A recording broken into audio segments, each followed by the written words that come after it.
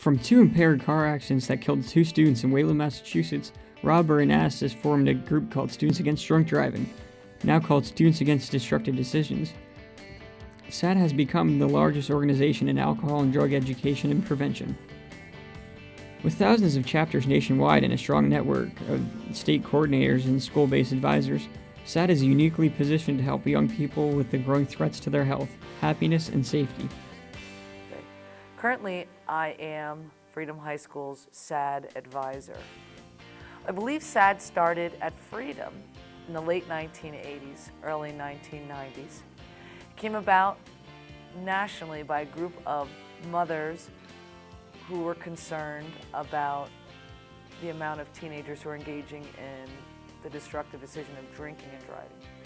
It changed and morphed and expanded over the years as laws got stricter. A lot of it had to do with these groups that were forming at school.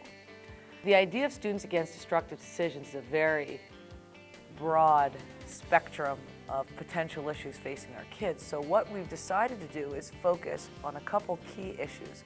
So last year, our organization focused on the dangers of distracted driving. We were extremely successful. We did many things around the school to raise awareness about the #1 killer in car accidents in our country. This year, we're continuing on with that, and we're happy that they did pass a statewide ban against texting and driving.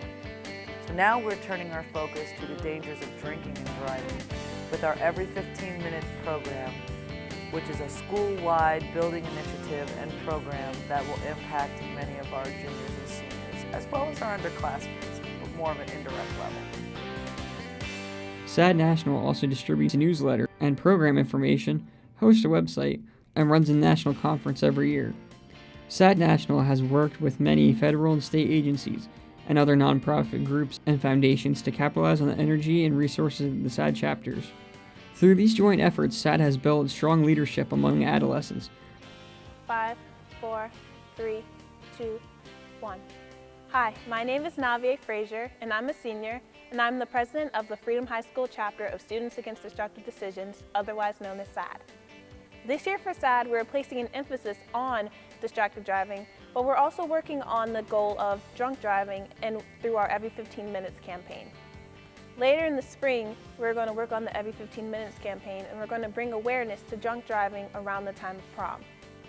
Around the 30 members of our SAD chapter are going to work on Every 15 Minutes, and we're going to be a part of a real-life reenactment of distracted driving and drunk driving incidents that occur around prom. Myself, along with my SAD advisor, Ms. Jennifer Westco, are going to go to DC in January, and we're going to go speak with the Department of Transportation leader, Mr. Ray LaHood.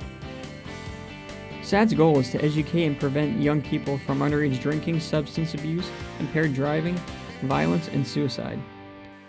Every 15 Minutes is a program that was started at a local level.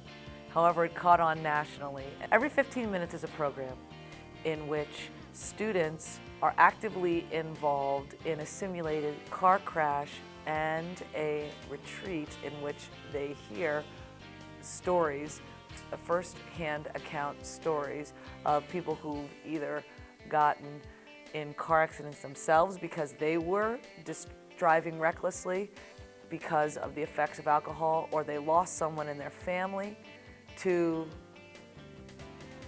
people who engaged in drinking and driving behaviors. So it's a very emotional evening, and in addition, next day we have a simulated funeral service, and the entire junior and senior class will hear from speakers who will share their stories of loss and also maybe perhaps even repercussions from poor choices they've made behind the wheel when they've involved drink. With thousands of chapters nationwide, SAD is able to reach millions of youth across the country with prevention messages and programming. The activities of SAD chapters affect school populations, parenting, local community organizations, business, and the media.